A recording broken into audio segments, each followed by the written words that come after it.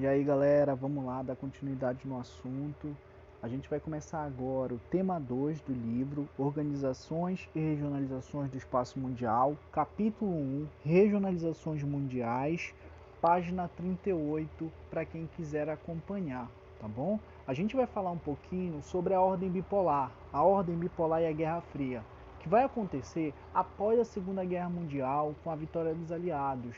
Estados Unidos e União Soviética fazia parte dos vencedores da Segunda Guerra Mundial. A partir daí, essas duas potências vão crescer de uma maneira que nenhum outro país vai acompanhar durante esse período. Por que isso? Primeiro, a gente tem que entender o enfraquecimento das grandes potências europeias. Como o principal palco da Segunda Guerra Mundial foi a Europa, logo, os países europeus estariam, após o término da Segunda Guerra Mundial, arrasados. Eles foram destruídos, foram bombardeados, a guerra aconteceu neles. A Alemanha, França, Inglaterra estavam completamente destruídas. E isso permitiu com que países que não tiveram a sua base produtiva destruída, como Estados Unidos e a própria União Soviética, crescessem de uma tal forma e assumissem um protagonismo mundial. Eles assumem esse protagonismo não iguais, não aliados, como durante a Segunda Guerra. Eles assumem esse protagonismo de uma forma com pensamentos diferentes, com ideologias diferentes. Os Estados Unidos vai defender o capitalismo, a União Soviética vai defender o socialismo. Então, essas duas nações, elas vão procurar influenciar e dominar territórios baseados nessa ideologia, tá ok? Essa vai ser uma das principais características, tanto do capitalismo quanto do socialismo. A economia de mercado nada mais vai ser do que o mercado vai definir o que produzir, quanto produzir, por quanto produzir, né?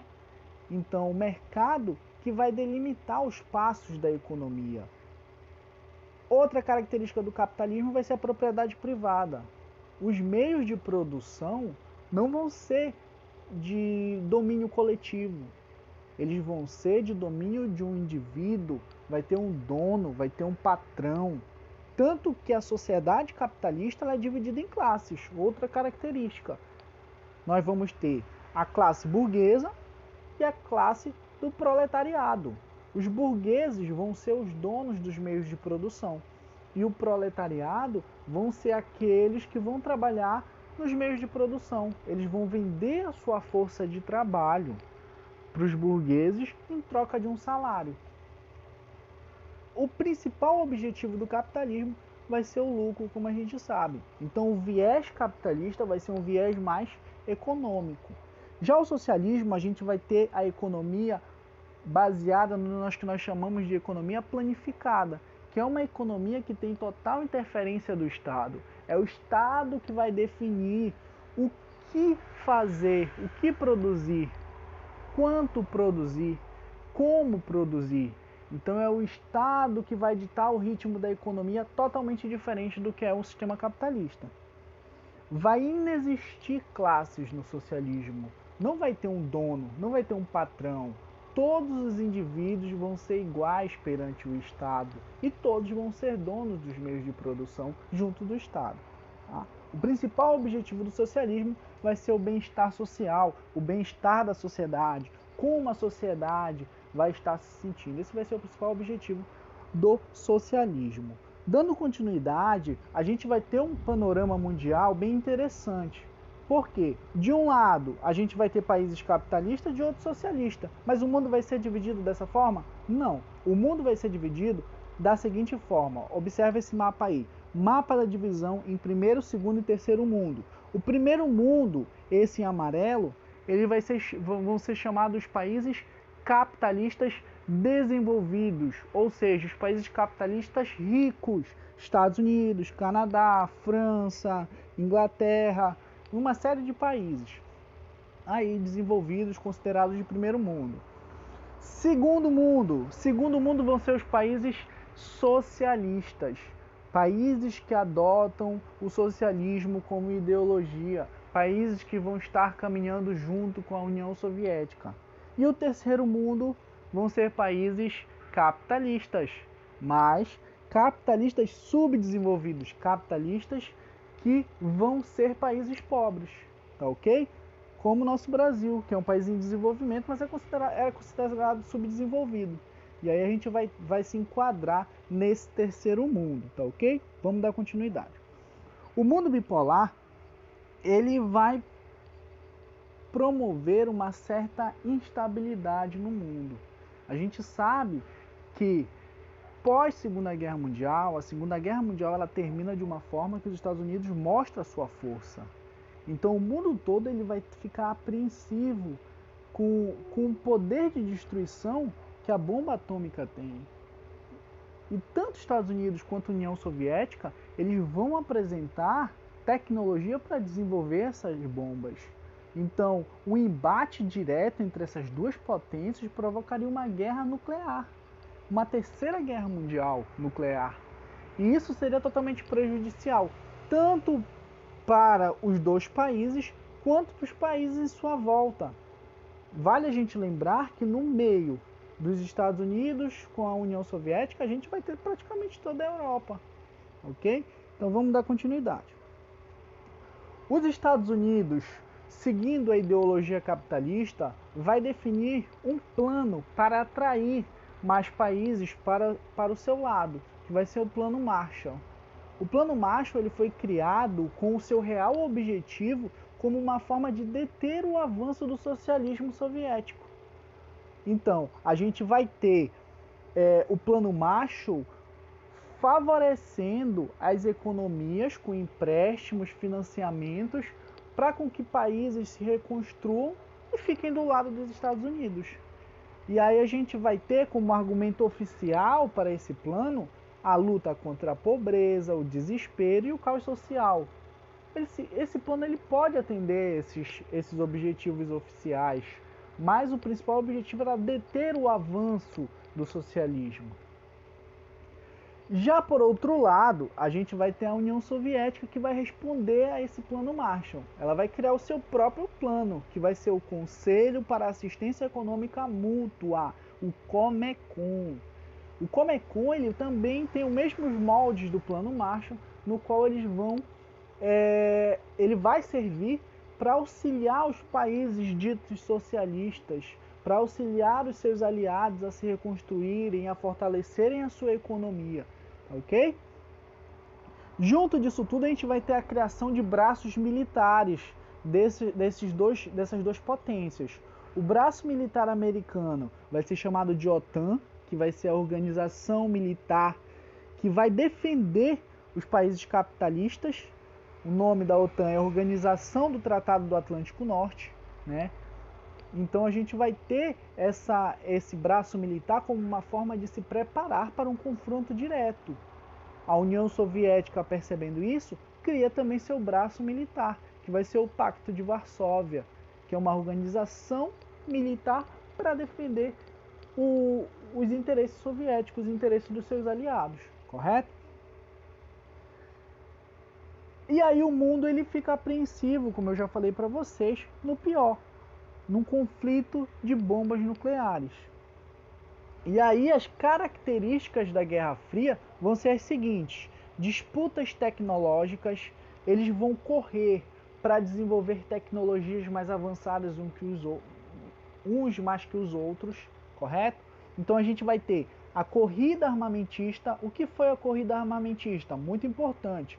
Foi uma corrida para produzir cada vez mais arsenal bélico, para produzir cada vez mais armas. Então, tecnologia de guerra também. E aí, conforme eles iam desenvolvendo mais armas, iam melhorando o seu arsenal bélico, eles iam se firmando como potência. Porque a sua força militar, a sua força tecnológica era o que definia eles como potência. Outro ponto importante que a gente tem que entender nessa Guerra Fria é a corrida espacial. A corrida espacial é a chegada, o descobrimento do espaço. a chegada do homem no espaço, a chegada dos satélites. Então a gente vai ter uma corrida, tanto os Estados Unidos quanto a União Soviética vão querer largar na frente, eles vão querer mandar na frente, vão querer desenvolver foguetes na frente. Então isso vai ter uns pequenas perdas e ganhos de moral mesmo para as duas nações.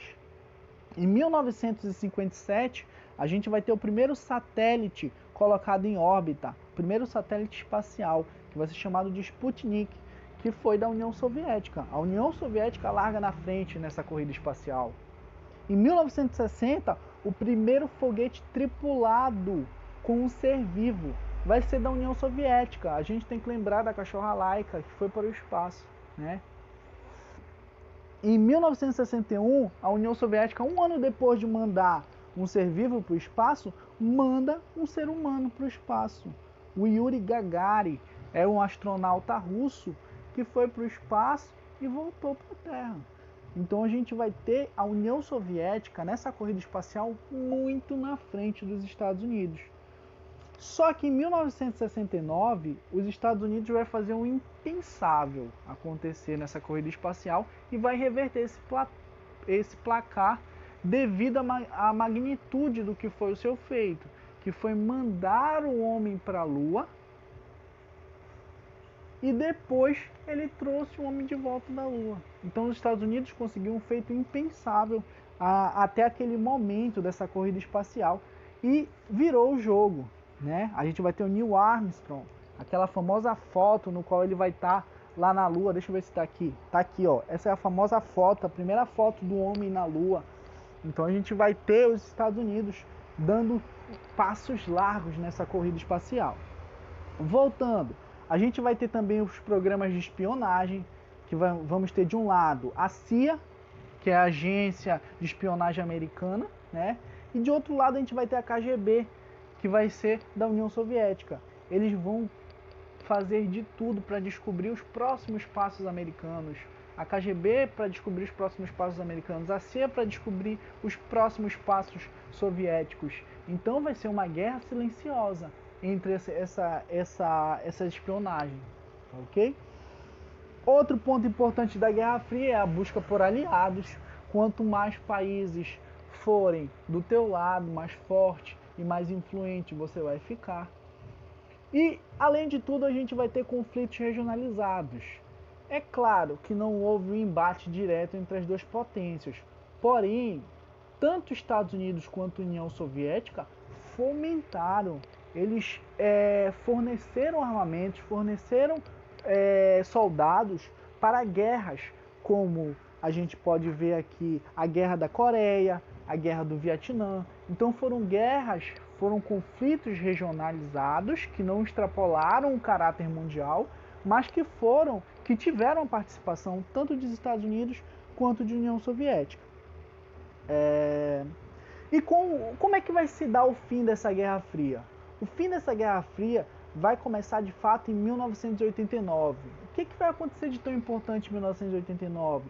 A gente vai ter uma série de eventos que vão mostrar o que o mundo não imaginava que iria acontecer. A União Soviética vai começar a ruir. A União Soviética vai começar a regredir. E isso vai se mostrar com a queda do Muro de Berlim. O Muro de Berlim era o símbolo desse mundo bipolar, porque o país derrotado na Segunda Guerra Mundial foi a Alemanha. Os aliados pegaram a Alemanha e dividiram a Alemanha no meio. Em Alemanha Oriental para a União Soviética e a Alemanha Ocidental para os Estados Unidos.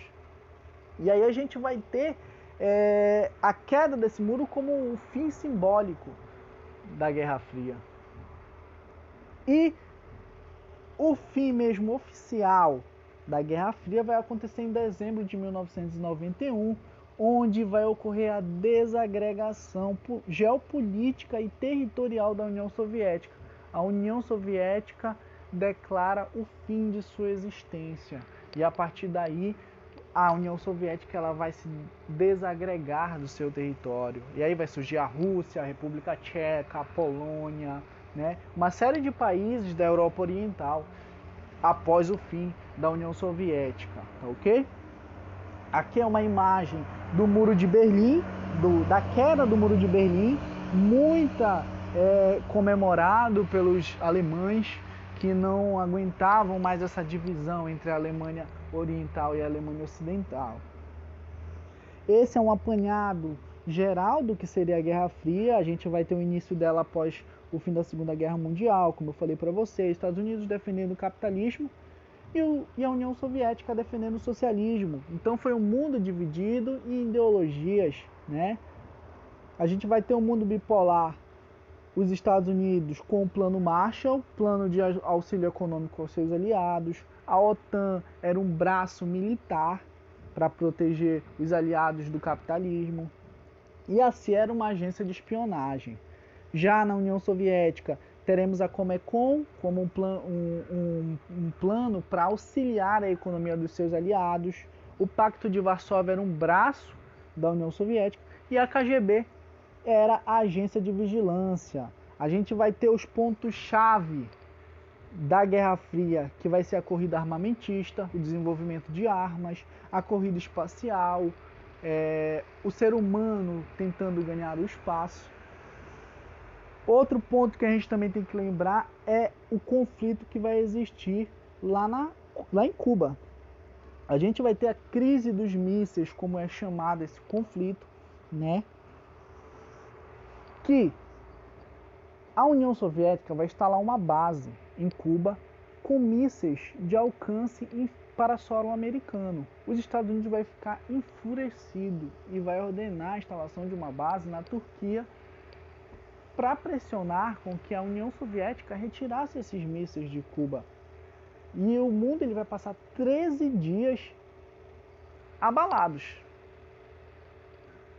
E isso vai fazer com que muita negociação ocorra e o presidente Kennedy, mais Nikita Khrushchev, que era o premier da União Soviética, no caso, eles vão negociar e vão retirar esses mísseis, essas bases, e aí tudo volta à normalidade da Guerra Fria. Foi um período em que a Guerra Fria mais esquentou.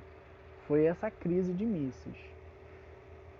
Outro ponto-chave vai ser os conflitos pelo mundo, como eu falei para vocês, a guerra na Coreia, a guerra do Vietnã, que foram tudo financiadas por esses países hegemônicos, tanto por Estados Unidos quanto por União Soviética, tá bom? Quando termina essa Guerra Fria, o que a gente tem que entender? A gente tem que entender que o mundo ele vai ficar sem muito.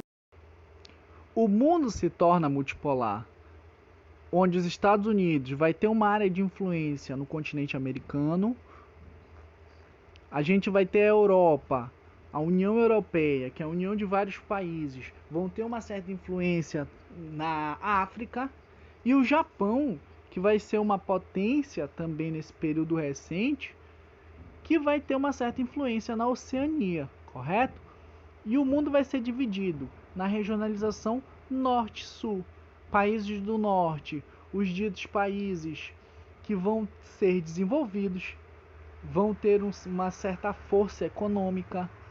E os países do sul são os países subdesenvolvidos, né? Países esses que têm histórico de colônias. Então, o que define essa regionalização norte e sul, principalmente vai ser o histórico desses países. A gente vai ter os países do norte como os principais colonizadores e os países do sul como principais colônias. Esse histórico vai definir muito bem a divisão de riqueza que a gente tem no mundo até hoje. Só que o que a gente tem que entender? Que tanto os países do norte quanto os países do sul, eles podem apresentar diferenças econômicas dentro do seu território. Por exemplo, essa primeira imagem que mostra uma mansão à beira-mar é na África do Sul. A África do Sul, um dos países africanos mais ricos do continente, porém, comparado aos outros países do mundo, é um dos países considerados subdesenvolvidos. Embaixo dessa imagem da mansão à beira-mar, a gente vai ter uma favela na África do Sul. Então, dá para ver que existe um contraste nesses países subdesenvolvidos. A gente vai ter esse contraste na África do Sul, áreas pobres e áreas ricas, assim como também em Paris, na França. A gente vai ter a área que é símbolo romântico para o mundo, a Torre Eiffel, né? Mas também na cidade de Paris, a gente vai ter o outro lado da moeda. A gente vai ter favelas, como essas favelas aqui. Geralmente quem está abrigando essas favelas são os imigrantes que estão vindo da África e conseguindo entrar na França. Tá bom? Outra coisa que deve servir também para complementar são as economias emergentes. Hoje em dia, o mundo atual, ele vai ter uma divisão entre países desenvolvidos, países subdesenvolvidos e países emergentes. O que seriam esses países emergentes? São países que são subdesenvolvidos, mas que estão em processo de desenvolvimento. Vamos destacar um, que vai ser a China. A China, nos últimos anos, ela vai apresentar um grande desenvolvimento econômico. Por mais que a China ela viva um regime socialista na questão política, um regime de partido único, fechado, que não aceita opositores, a China criou as ZEEs, que são Zonas Econômicas Especiais, que servem para abrir uma parte do território chinês para o capitalismo. Isso aliado à infraestrutura que a China conseguiu construir, a mão de obra abundante. A China ela tem a maior população do planeta. E recursos naturais fez com que a China se transformasse numa potência mundial. A China é a segunda maior economia do mundo. A China fica apenas atrás dos Estados Unidos. E estima-se que em 2030 a China ultrapasse a economia americana. Outra área que a gente também tem que destacar na questão das economias emergentes é o continente africano. O continente africano ele é o novo palco da globalização, tá ok? Mesmo que dentro do continente existam alguns conflitos e ditaduras, esses conflitos gerados pela péssima divisão territorial feita pelos colonizadores europeus, que não respeitaram as características culturais daqueles povos, a África, o continente africano, ele tem desenvolvido, ele tem se desenvolvido nos últimos anos de uma forma inimaginável. A descoberta de petróleo no continente, os minérios. Então a gente vai ter países como Nigéria, África do Sul, que vão se destacar economicamente. A África ela está se destacando principalmente por auxílio do capital externo, principalmente pelo auxílio da China. A China está investindo na África. A China está adotando a África de infraestrutura. A China ela tem interesses dentro do território africano. Esses interesses podem estar ligados ao petróleo, a seus recursos naturais. O Brasil, por sua vez, é referência na América Latina. A economia brasileira é a maior da América Latina. O Brasil, no continente americano, fica apenas atrás de Estados Unidos e Canadá. Então o Brasil exerce uma certa liderança na América. Além de tudo, o Brasil ele é um grande exportador de produtos primários, um grande exportador de gado, um grande exportador de minério. O Brasil, então, ele tem uma certa notoriedade, ele tem uma certa solidez na sua economia. Tá ok? Então, esses países que são considerados emergentes, eles são países que têm condições e estão trilhando o caminho rumo ao desenvolvimento. Então é isso. Obrigado aí, um abraço.